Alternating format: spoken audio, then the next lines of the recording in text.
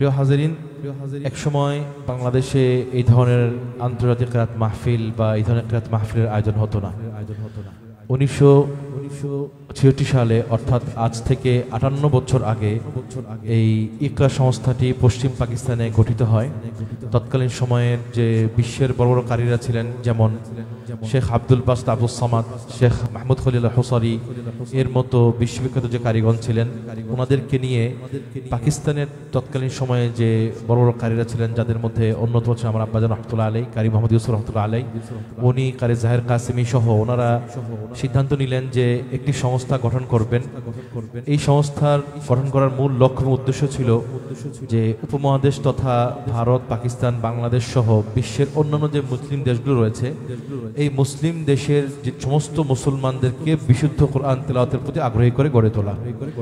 এই আগ্রহ এবং উৎসাহ দেওয়ার জন্য বা গড়ে তোলার জন্য ওনারা এই সংস্থাটি গঠন করেন। তো এই সংস্থার মাধ্যমে সর্বপ্রথম 66 সালে সর্বপ্রথম আন্তর্জাতিক অনুষ্ঠিত হয়।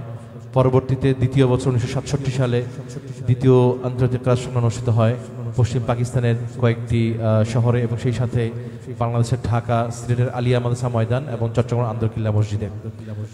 তো তারপরে বেশ অনেক বছর বন্ধ থাকার পর 1991 সাল থেকে নিয়ে 2004 সাল পর্যন্ত আমার আব্বাজান এই সম্মেলন বাংলাদেশের বিভিন্ন জেলায় আয়োজন করেন। তারপর বেশ কয়েক বছর বন্ধ থাকার পর 2012 সাল থেকে নিয়ে আলহামদুলিল্লাহ আমরা আবার এই সম্মেলনের কাজে হাত দিই, এবং আল্লাহর রহমতে আমরা প্রতি বছর বাংলাদেশের বিভিন্ন জেলায় এই সম্মেলনটি আয়োজন করে থাকি। প্রিয় হাজিরিন, এই এত কষ্ট, এত মেহনত, এত পরিশ্রম আমাদের এই ভাইগুলো রাত দিন এক করে ফেলেছেন, কষ্ট করছেন বা এখনো করছেন।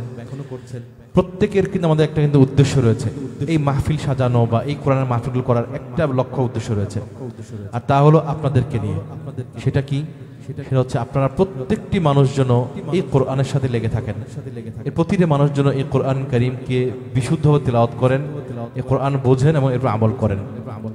আপনারা জানেন যে সিলেটের অত্যন্ত বুজুর্গ একদম ব্যক্তিত্ব আল্লামা ফুলতলি রহমতুল্লাহ আলাই, উনি ওনার সারাটা জীবন কিন্তু এই কোরআনের তালিমের জন্য, কোরআনের প্রচার প্রসারের জন্য উনি ওনার জীবনকে কোরবানি করেছেন।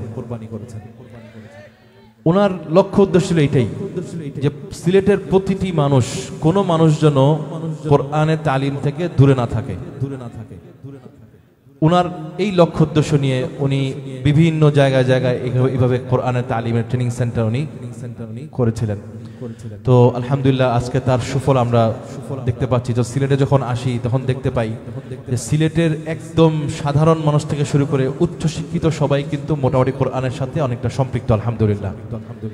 তো এই জন্য আমি আপনাদের কাছে অনুরোধ করব, প্রিয় ভাইরা, আমাদের এই মাহফিলগুলো, এই কষ্ট, এই ভাইদের এই পরিশ্রমগুলো ঠিক তখনই সফল হবে যখন আপনারা এগিয়ে আসবেন।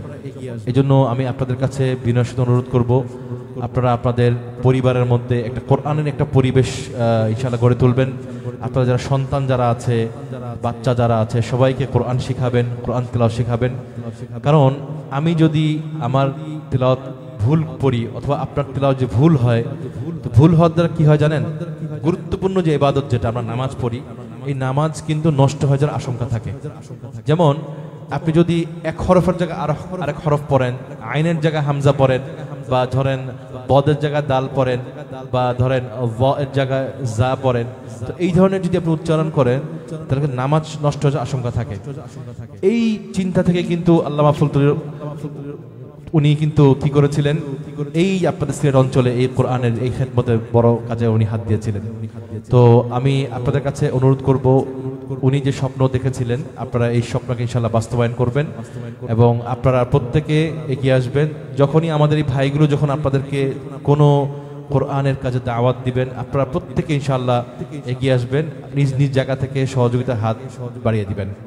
আল্লাহ আপনাদের প্রত্যেককে সেই তৌফিক দান করুন।